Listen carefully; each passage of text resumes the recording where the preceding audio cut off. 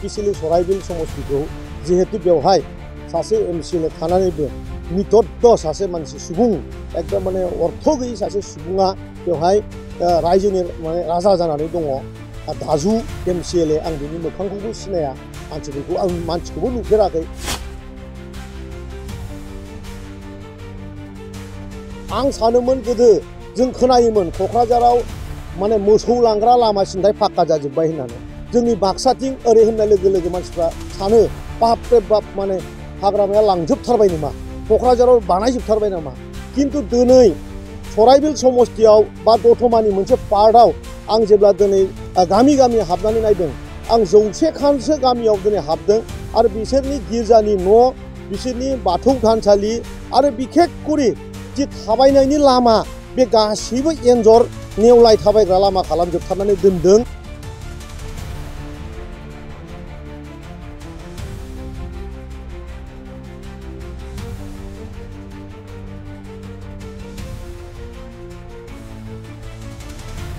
गसाइगाव टाउनजों नांजाबनाय नैबे मा गामिमोन लायो, 1 नं हाथि 2 नं हाथिगर 1 नं हाथिगर बे गामिफोरनि जि लामा, बेवहाय थानाय जि रायजोफोर बिसोरखौ एन्जरजों रुजुजानाय बायदि खालामनानै बिथांमोना दोनदों।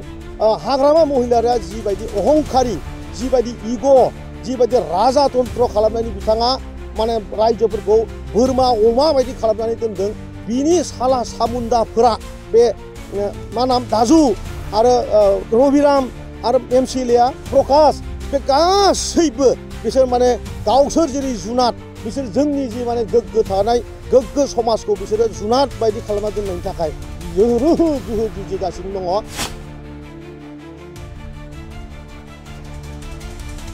से कौटि रां मोनो, बे 1 कौटि रांखौ बिसोर बहा बाहायो, सोर बबे गामियाव मा दलां बानायनानै होदों। दिनै बेसेबांबा बुरजा आङो लाजिदों, आं दुखु मोनदों।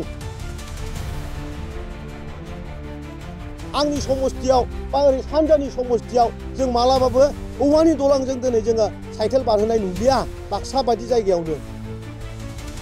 दिनै गसाइगावआवसो दतमायावसो गलि गलि जेरावखि थाङा बेयावसो माने औवानि दलांजोंसो माने रायजो राजाफ्रा माने बारनांगौ जादों।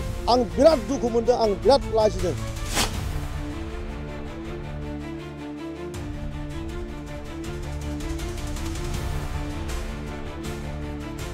आं नैबे सराइबिल समष्टि बिटिसिनि बेवहाय आङो मानगोनां प्रमद बर' सारा जोंखौ जि रोखोमनि आंखौ स्पेशली सराइबिल समष्टिखौ जिहेतु बेवहाय सासे एमसिएलए थानानैबो नितद्द सासे मानसि सुबुं एकदम माने अर्थ गैयै सासे सुबुङा बेवहाय रायजोनि माने राजा जानानै दङ।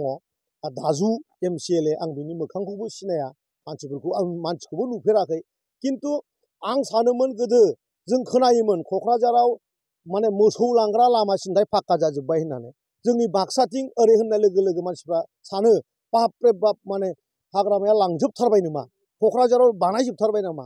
किन्तु दिनै सराइबिल समष्टियाव बा दतमानि मोनसे पार्टआव आं जेब्ला दिनै गामि गामि हाबनानै नायदों, आं 100 खानसो गामियाव दिनै हाबदों आरो बिसोरनि गिर्जानि न', बिसोरनि बाथौ थानसालि आरो बिखेख करि जि थाबायनायनि लामा बे गासैबो एन्जर नेवलाय थाबायग्रा लामा खालामजोबथारनानै दोनदों।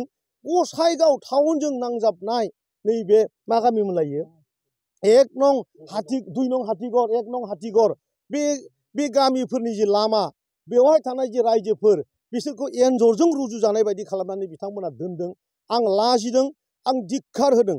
बेखायनो फैगौ जि माने समय बे सराइबिल ओनसोलाव बा दतमानियाव माने जि एमसिएलए बिसोरखौ एकदमबारे रायजो राजाफ्रा माने गासैबो बाङालि, बर', मुसलमान, राजबंसि ज' जाजोबथारनानै बिसोरखौ बिदाय होथारनांगोन। मानो होनोबा बिसोरो हाग्रामा महिलारिया जिबायदि अहंखारि, जिबायदि इग', जिबायदि राजातन्त्र खालामनायनि बिथाङा माने रायजोफोरखौ बोरमा अमा बायदि खालामनानै दोनदों।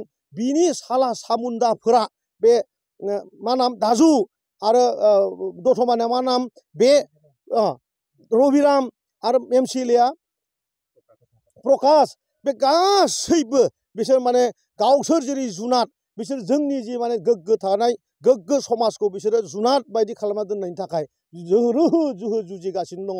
से कौटि रां मोनो बे 1 कौटि रांखौ बिसोर बहा बाहायो सोर बबे गामियाव मा दलां बानायनानै होदों दिनै बेसेबांबा बुरजा आं लाजिदों आं दुखु मोनदों आंनि समस्थियाव बा ओरै सानजानि समस्थियाव जों मालाबाबो औवानि दलांजों दिनै जोङो साइकेल बारहोनाय नुलिया बाक्सा बायदि जायगायावनो दिनै गसाइगावआवसो दतमायावसो गलि गलि जेरावखि थाङा बेयावसो माने औवानि दलांजोंसो माने रायजो राजाफ्रा माने बारनांगौ जादों आं बिराद दुखु मोनदों आं बिराद लाजिदों बेखायनो नैबे बिटिसि इलेक्सननि आगोल बे 2 मासनि आगोलाव बे सराइबिल समस्ति आरो नैबे दतमाजों एसे नांजाबनाय जि जाहा समस्तिफोर दङ जौसेनिबो बारा जि माने लामा थांलाय फैलायनायाव जि खस्थ' सेन्ट रेबेलनिफ्राय लानानै जोंहा मन्दिर बा जोंहा गिर्जा बा जोंहा माने